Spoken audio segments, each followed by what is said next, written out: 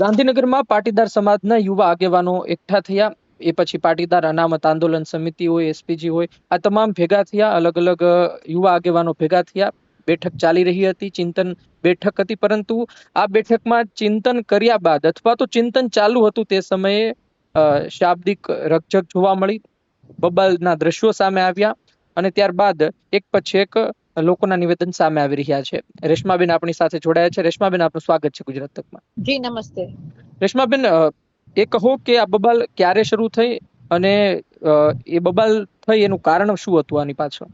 હું આમાં આપને જણાવી દઉં કે એવી કોઈ મોટી બબાલ થઈ નથી. હા, એકાદ ભાઈઓને કઈ નારાજગી હશે તો એ કઈ બોલીને ગયા. આનાથી વિશેષ કોઈ બબાલ થઈ નથી. અને વાત આવે છે અમારા મીટિંગની, તો હું આપને ચોક્કસ જણાવીશ કે મીટિંગ ખૂબ જ સારી હતી અને સકારાત્મક દિશામાં કાર્ય કેમ કરવું, એકજૂટ થઈ સામાજિક રીતે કે કેટલાય પ્રશ્નો પડતર હતા, એ પ્રશ્નોને લઈને કઈ રીતે આગળ વધવું, નવા જે પ્રશ્નો છે એને લઈને કેમ આગળ વધવું, આ વિષયોની અમારી ચર્ચા થઈ છે. એટલે જે બબાલનો વિષય છે ને, એ વિષય કોઈ વિષય બનતો જ નથી. બેન, જે દ્રશ્યો સામે આવ્યા ને, દ્રશ્યોમાંથી કોઈ પણ વ્યક્તિ એવું કહી શકે કે કઈ ગંભીર મામલો છે. જો એ તો લોકોને ખબર ના હોય, એટલે કે અમે લોકો સુધી વાત પહોંચાડી કે ભાઈ આ પ્રકારનો મામલો હતો. એક બાબત એ સામે આવી કે આમંત્રણને લઈને કઈ સવાલો કરવામાં આવ્યા હતા.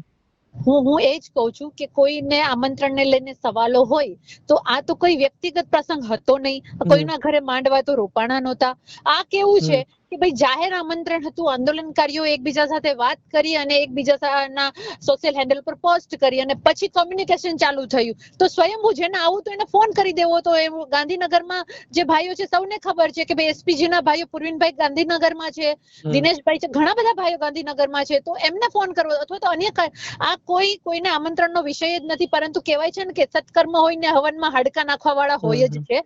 તો એમ સમજો કે આ યજ્ઞમાં ક્યાંકથી હાડકા નાખવા વાળા કોઈ આવી ગયા. એક વાત એ છે કે છેલ્લા લાંબા સમય પછી મળ્યા ને એ વચ્ચે ઘણું થયું. જેમ કે રેશમાબેન, તમે પણ છો તો તમે એક પોલિટિકલ પાર્ટી સાથે જોડાયા, એમ બધા લોકોએ પોતપોતાની અલગ અલગ દિશાઓ પકડી. તો શું હવે એના કારણે કોઈ ક્લેશિસ થઈ રહ્યા છે? એના કારણે કોઈ ઈગો હર્ટ થઈ રહ્યા છે? નહીં, એના કારણે કોઈ ક્લેશિસ નથી. બધાને ખબર છે કે કોઈ નેતા બન્યા છે તો એ આંદોલનના ફળ રૂપે બધા નેતા બન્યા છે. અને સૌને ખબર છે કે અમારી જે તાકાત હતી એ અમારી એકતાની તાકાત હતી અને એ એકતાએ જ બધાને વ્યક્તિગત તાકાત પૂરી પાડી છે. એટલે એવા કોઈ ઈગોના ક્લેશિસ નથી. કારણ કે બધા કોઈ ભાજપમાંથી છે, કોઈ અન્ય પક્ષમાંથી છે, હું આમ આદમી પાર્ટીમાંથી છું, તો બધા સર્વાનુમતે સ્વયંભૂ મળ્યા છે. તો તમે એક વસ્તુ સમજી શકો છો કે સૌને ખબર હતી કે બધાની વિચારધારા અલગ અલગ પાર્ટી સાથે જોડાયેલી છે, છતાં પણ બધા એક મંચ ઉપર ભેગા થયા છે. તો આનાથી મોટી અને પોઝિટિવ વાત શું હોઈ શકે? બેન, એ વાત કહો કે કદાચ આ જે ઘટના બની તે પછી બેઠક શરૂ રહી હતી, શું થયું હતું? ત્યારબાદ શું પરિસ્થિતિ સર્જાઈ હતી? પછી કઈ રીતે બેઠક પૂરી કરવામાં આવી? શું નક્કી કરવામાં આવ્યું આવનાર સમયને લઈ? હા, આ બેઠક આ જે થયું, ભાઈ કોઈ નારાજ થઈને ગયા, બરાબર, એ પછી પણ અમારી બેઠક ચાલુ હતી. અને જે અમારો જે ગોલ હતો, અમારે જે મુદ્દાઓ મૂકવાના હતા, જે ચર્ચા કરવાની હતી, એમાં 1% પણ ડિસ્ટર્બન્સ આવ્યા વગર અમે આ કાર્ય સંપન્ન કર્યું છે અને તમારા વચ્ચે પણ મૂક્યું છે. એટલે એવું ચોક્કસ છે કે બહુ પરિણામલક્ષી બેઠક રહી છે અને આગામી દિવસોમાં પણ તમે એના પડઘા ચોક્કસ જોઈશો. છેલ્લો સવાલ રેશમાબેન પૂછી લો કે જે કોઈ વ્યક્તિ હોય જેમના દ્વારા આ પ્રકારની વાત, કારણ કે એના પડઘા બહુ પડ્યા, કારણ કે આ સમાચાર સતત વાયરલ થયા.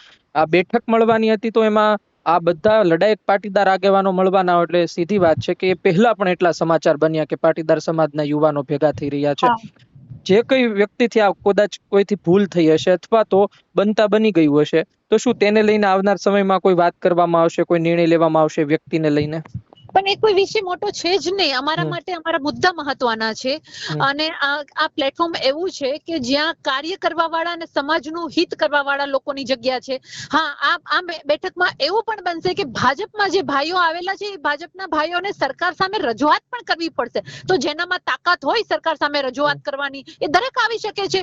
જેને સરકાર સામે રજૂઆત કરવાની તાકાત ના હોય એ આવી રીતે હવનમાં હાડકા નાખવાનું કામ કરશે તો કોઈ ચલાવી નહીં લેશે. અને એ મુદ્દો અમારા માટે છે જ નહીં. મુદ્દો એ જ છે કે જે એકતાથી કામ કર્યું છે, કેટલાય લોકોએ આમાં બલિદાનો આપ્યા છે, એ એકતાને તોડવાની કોઈ કોશિશ કરશે તો જરા પણ સાખી લેવામાં નહીં આવે.